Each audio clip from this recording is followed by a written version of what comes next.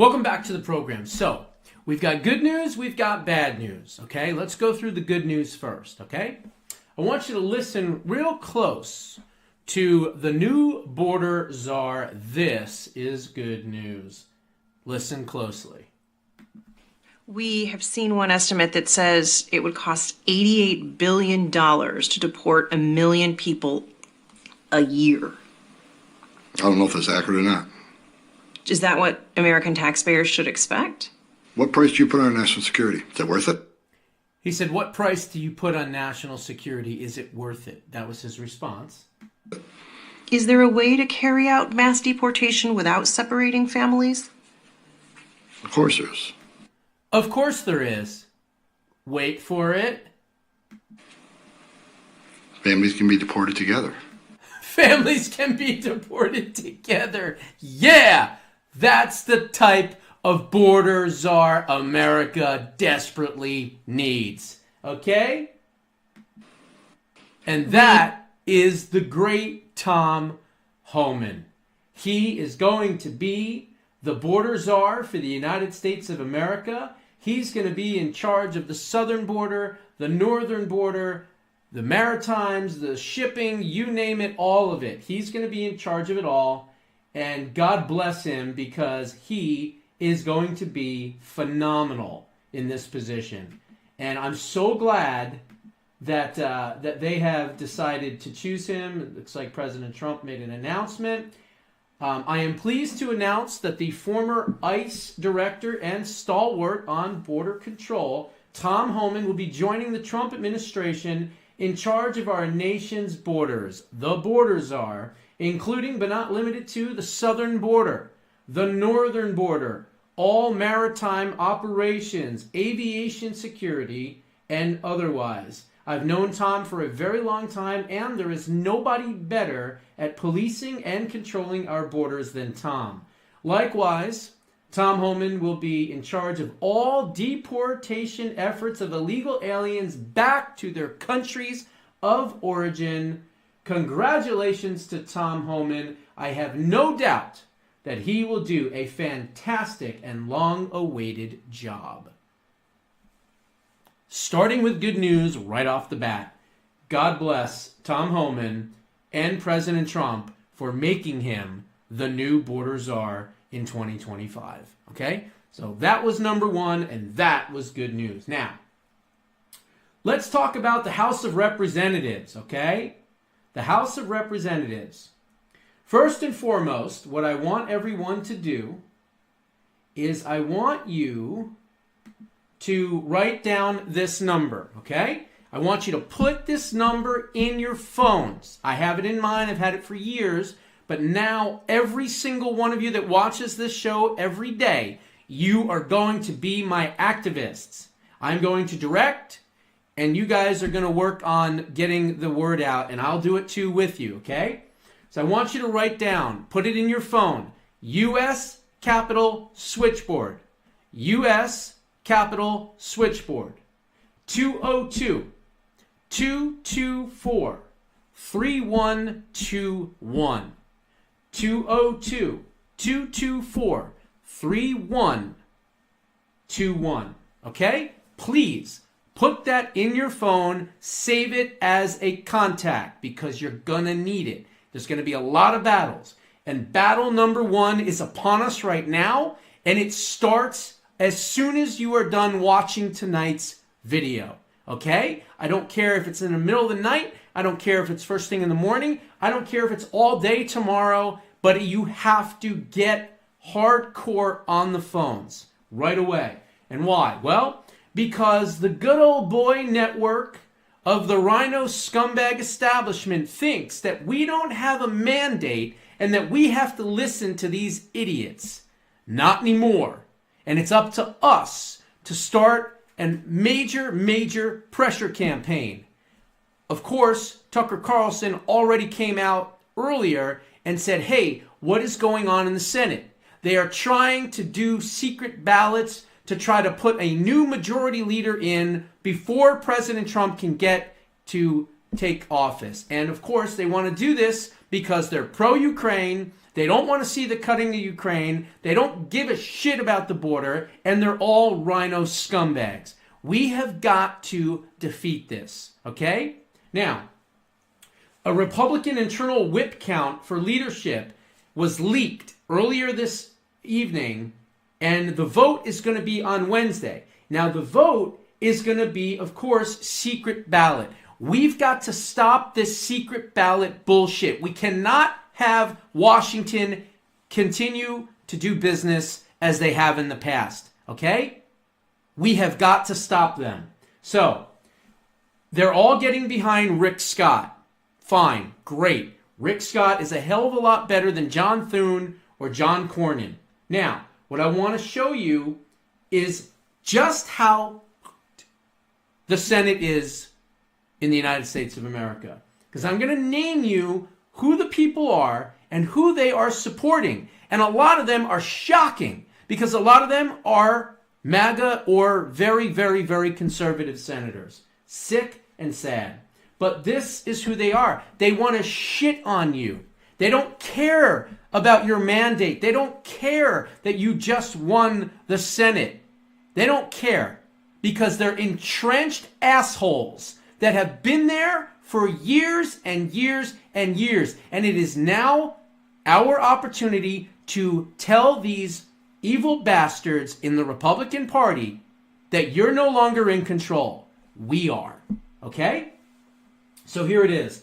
Rick Scott has been endorsed by Elon Musk. Rick Scott has been endorsed by President Trump. Rick Scott has been endorsed by... who else was the other person? Robert F. Kennedy Jr. And somebody else endorsed him as well. Vivek endorsed him, I think. And of course, President Trump would endorse him for that position. Now, Rick Scott won his seat by 12 plus points in Florida, okay? But they don't care because they have a long history of doing things in private without voters knowing about it. And that needs to stop, okay? It needs to stop. So here is the count right now as it sits. John Cornyn from Texas is an absolute rhino. Okay, I would just call him a Democrat. He's a pro-Ukraine, open borders asshole, okay? That's who he is. He's got 18 votes. Rick Scott's got 11 votes. And John Thune from South Dakota, who I personally just blew up his Twitter account the other day, has 24 votes. We cannot allow this to happen. So, I want to kind of go through some of these people. Marsha Blackburn, pretty solid conservative senator from Tennessee. She's backing John Thune, okay? Bozeman from, I believe... is it Montana or is it Arkansas? I can't remember which one. I think it's Arkansas. He's going for John Cornyn, okay? Katie Britt in Alabama is going for Cornyn. Bud in North Carolina is going for Cornyn. Cassidy in Louisiana is going for Thune. Collins is going for Thune. Tom Cotton is going for Thune. Crapo in Idaho is going for Cornyn. Ted Cruz is going for Thune. Steve Daines, Thune.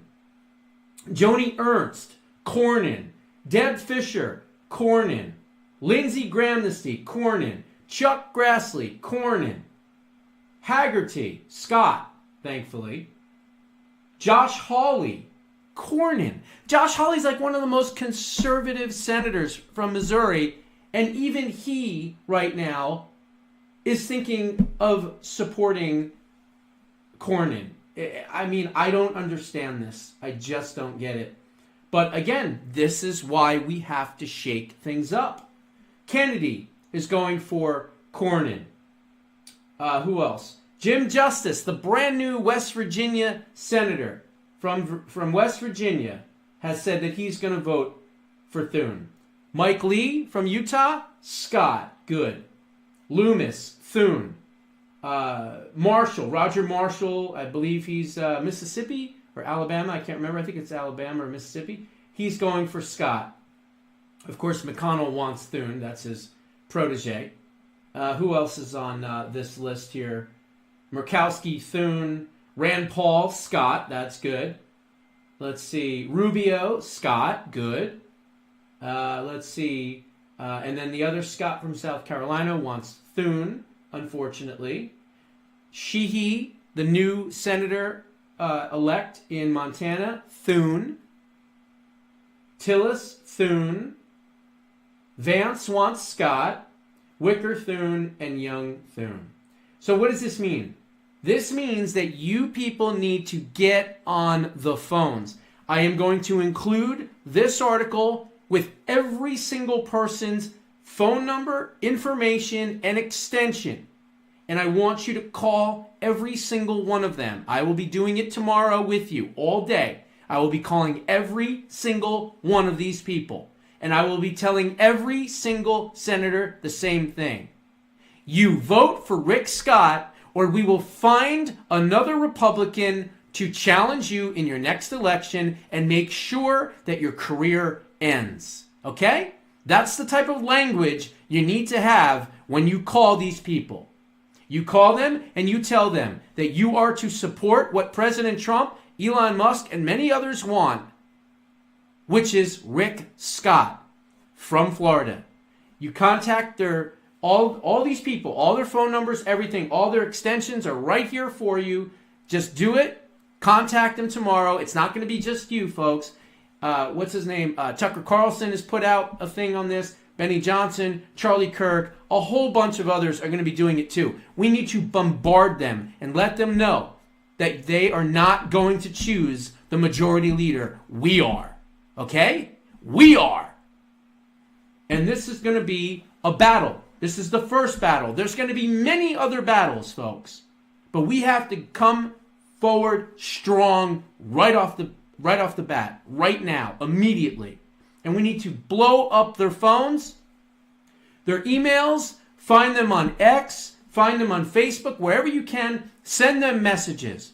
The message needs to be the same.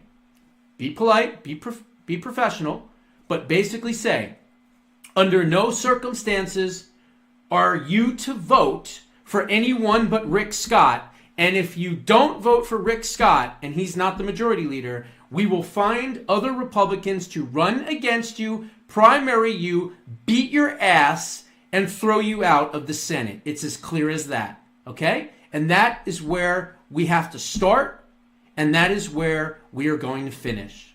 And this is battle number one. And battle number one, we must win, okay? So I want everybody to do that. Now, the betting markets, not that I put a ton of stock in them, but again, they were right for the polls, right, and all that. But the poly market, believe it or not now, has, let me get the freshest one here.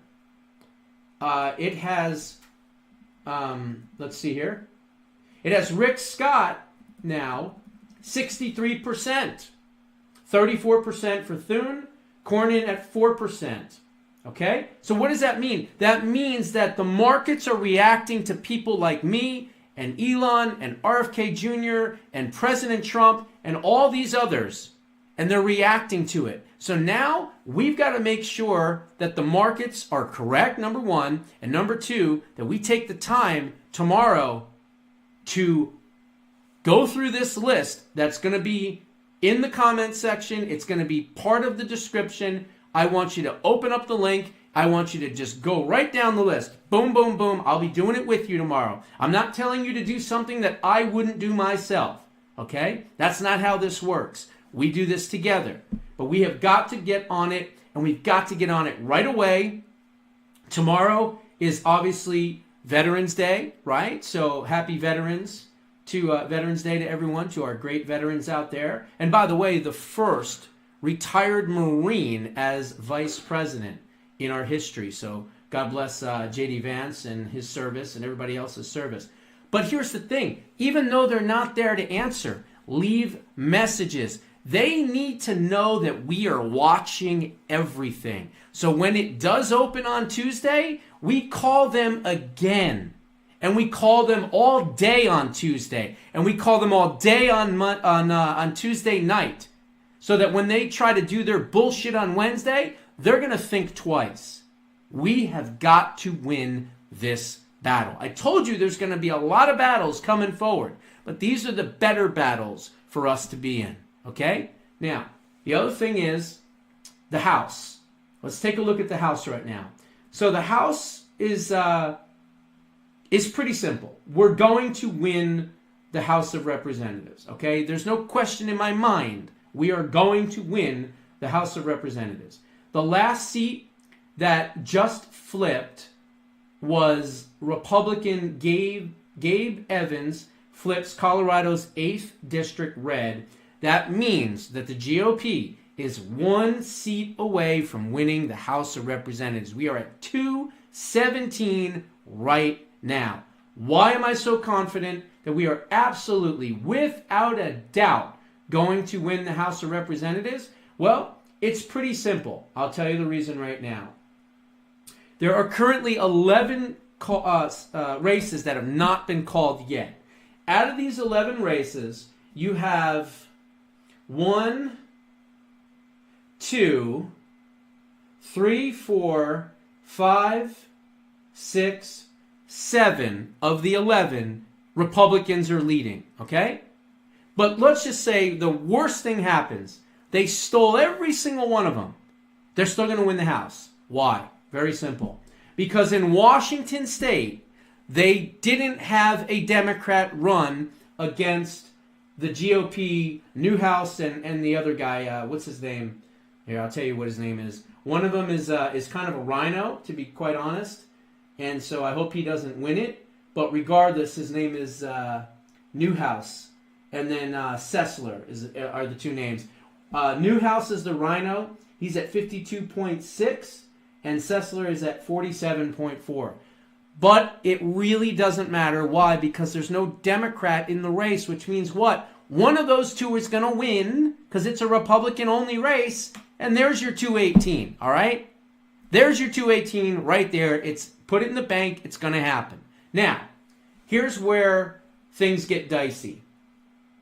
So you have Iowa 1 with 99% in.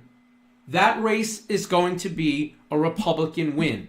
So that would put you at 219 right there immediately, okay? Maine 2, the Democrat is winning, so we're not going to have that one. There's another one, Ohio 9, with 94% of the vote in. We're not going to win that one. And then you have Oregon, which is a 2-point win for the Democrat. You're not going to have that one. And then there's another really close race in California 47. More than likely, we're not going to win that one. But Arizona 6, we should win that one because we're winning already. So that would put us at 220.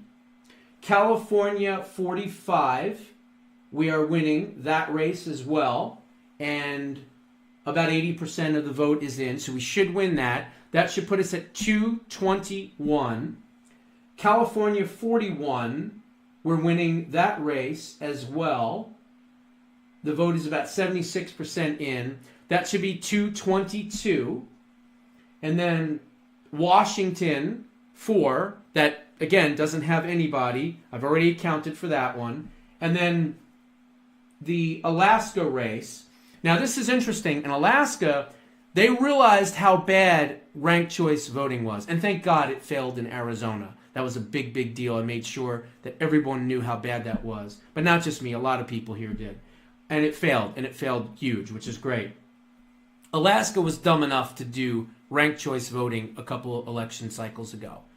Well, they figured out that Sarah Palin lost a House seat, the U.S. House seat, because of ranked choice voting. And they put a Democrat in. So you know what? The people in Alaska said, whoa, that was a mistake. My bad. We messed up big time. And they voted to reverse it and repeal it in this election. And yes, it passed. So there's no more ranked choice voting in Alaska.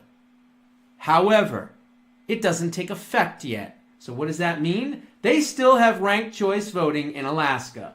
Hopefully, Nick Basic is going to win that seat, even with the ranked choice voting. So that will put us at what, 222. And then the California 22 race, the GOP is winning by quite a bit, actually, by 6 or 7 points. That could be 223. I think we're going to end up somewhere between 220 and 222, which is basically what I said a few days ago when I did the math, all right? So we're going to win the House. It's not going to be by a lot. If we're lucky, 6 seats, maybe 9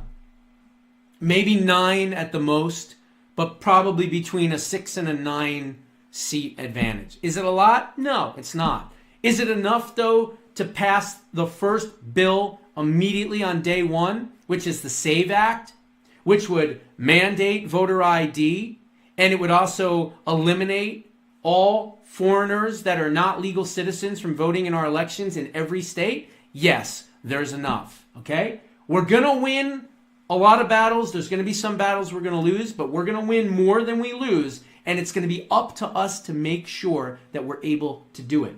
This is not where we're in the minority, and there's nothing we can do. We can't just mentally masturbate forever. Now, when we have the House and the Senate and the presidency, it's no longer mental masturbation, okay? We now have real power, and we have to make sure that we exert our power from the grassroots and put pressure campaigns on these people so that they understand that business as usual is over, okay? Not going to happen.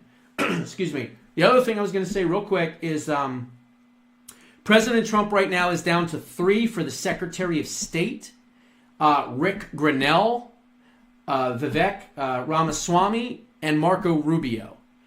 If I was to choose from those 3, without a doubt, Rick Grenell. Why? Because he already has experience in that position. Vivek doesn't have experience in that position, although he's articulate. He would be a very good alternative for sure. I don't want to see Marco Rubio in that position, okay? But I think Rick Grenell, and I think Rick Grenell is more than likely going to be the one that they choose, at least I hope. So again, positive, positive, positive. I'm also hearing that Kash Patel could be the CIA director, which, my goodness, would that be incredible, okay? Kash Patel, CIA director, unreal. Unreal.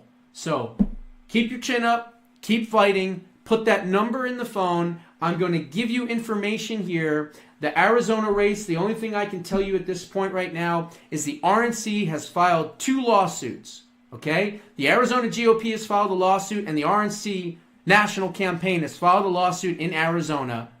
And what happened was the ACLU filed a lawsuit trying to get 5 extra days to find extra votes to steal the election, and they were shot down, and the RNC won that lawsuit late tonight, basically. And Harmeet Dillon has her litigators in the rooms. They are watching what's happening. One of the problems that we have in Arizona is that there was a third-party candidate, total jerk-off, that took a lot of votes away from Kari Lake. His name is Quintana, Eduardo Quintana or something. He ran as like a independent or libertarian or whatever he ran at. And so he did siphon off quite a bit. But right now it sits, there's 418,000 votes left. And like I said, as long as we can get this to 0.5 or less with her, it's going to trigger an automatic recount. But they're also raising money right now. The Trump campaign is raising money. The GOP is raising money. They're all raising money right now for a recount, regardless of whether or not it's within 0.5 or not. So don't listen to Decision Desk that's called it for Gallego yet. There's still some votes out there. It's razor thin.